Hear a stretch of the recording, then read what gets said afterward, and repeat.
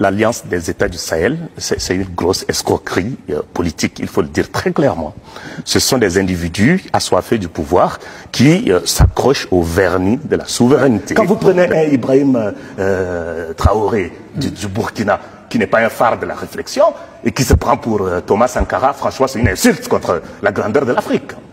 C'est une insulte contre la grandeur de l'Afrique. Le Tchad n'a rien à voir dans l'AES. Absolument rien. Est-ce que ces trois États, les États qui composent l'Alliance du Sahel, est-ce que ces États ne rencontrent plus de problèmes après 6 mois, depuis janvier, nos jours? C'est pas qu'ils rencontrent plus de problèmes. Ces États sont eux-mêmes des problèmes. L'Alliance des États du Sahel, c'est une grosse escroquerie politique, il faut le dire très clairement.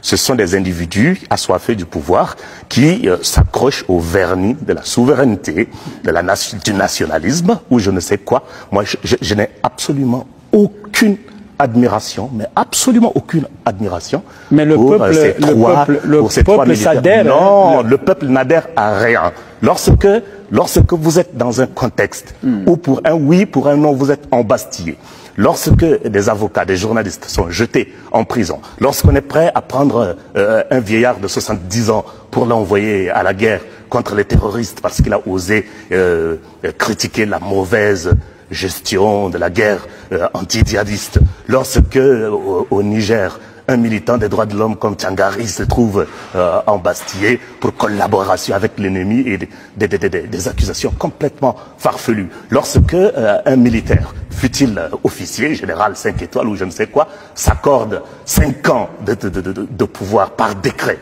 Par décret, 5 ans c'est un mandat, bon sang, il ne faut pas déconner. Lorsqu'on prend des textes pour abolir entièrement les partis politiques, la société civile, et une seule voix, c'est-à-dire la voix des canons, doit être entendue. Lorsqu'on vire tout ce qui est média et on ne laisse que les médias propagandistes, pour moi, ça n'est pas le chemin. Ça n'est absolument pas le chemin du progrès, ni même du moindre avancement. Et d'ailleurs, ne soyons pas amnésiques.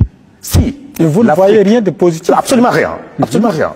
Si l'Afrique devait se développer par les coups d'État, il y a longtemps que nous serions aux paradis. Le Niger, à lui tout seul, totalise au moins une quinzaine de coups d'État. Ça ne l'a pas avancé. Le Burkina en a connu. Le Mali, je pense que, hormis le Sénégal, nous avons tous connu des coups d'État. Donc, nous ramener ces vieilles ficelles qui consistent à sortir des casernes, à accaparer le pouvoir au nom de la souveraineté. Je vous assure qu'aujourd'hui, n'importe quel brigand, il suffit de brandir le slogan « France dehors, souveraineté » et tout le monde va applaudir. Mais ce n'est pas parce qu'on dort dans le même lit qu'on fait les mêmes rêves. Non, absolument pas. Ce n'est pas parce que vous détestez la France. La formule simpliste qui dit que... Mais est-ce que la formation de l'alliance de l'AES... Mon ennemi est mon ami, c'est faux. On ne conteste pas le Tchad n'a rien à voir dans l'AES. On n'a rien à voir. Parce qu'il y a des personnes qui ont versé leur sang, qui ont perdu leur vie pour que nous soyons aujourd'hui une démocratie. Même si c'est une démocratie embryonnaire, même si c'est une démocratie balbutiante, nous avons donné beaucoup pour ça. Et ça n'est pas pour reculer, pour ressembler à des casernes ou des prisons à ciel ouvert, comme le sont le Niger, le Burkina et le Mali. Non, le peuple malien, le peuple nigérien, le peuple burkinabé, je vous assure, on prétend qu'ils soutiennent... Sur quoi on se base d'ailleurs pour dire que ces gens-là soutiennent les différentes juntes? C'est exactement comme, excusez-moi, je vais faire une analogie qui va peut-être vous frustrer, mais c'est exactement comme dans les médias publics ici chez nous, on vous dit que vous faites de l'autocensure, qu'il n'y a pas de censure, mais vous faites de l'autocensure parce que l'écosystème dans lequel vous évoluez vous pousse à l'autocensure. On ne se fait pas de l'autocensure pour le plaisir de le faire. Vous avez vérifié après la diffusion de ce que vous venez de dire. Hein? L'alliance, il n'y aura pas de l'autocensure. L'Alliance des États du Sahel. Lorsque j'entends mon grand frère, le docteur Néné, il disait tantôt que nous sommes socio-anthropologiquement beaucoup plus proches du Niger, du Burkina, du Mali que et là, c'est incontestable. Du Cameroun ou du Gabon. Ça, c'est même contradictoire. C'est contradictoire, pourquoi? Parce que ces prétendus ces juntes d'ailleurs, ces prétendus souverainistes qui sont au pouvoir, ont un rêve panafricain.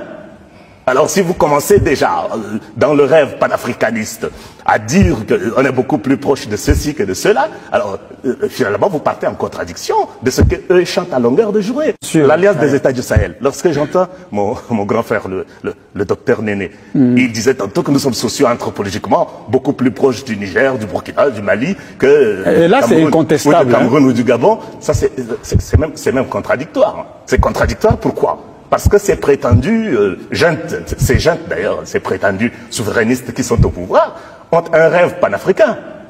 Alors si vous commencez déjà dans le rêve panafricaniste à dire qu'on est beaucoup plus proche de ceci que de cela, alors finalement vous partez en contradiction de ce qu'eux chantent à longueur de journée. Quand vous prenez un Ibrahim Traoré du Burkina, qui n'est pas un phare de la réflexion, et qui se prend pour Thomas Sankara, franchement c'est une insulte contre la grandeur de l'Afrique.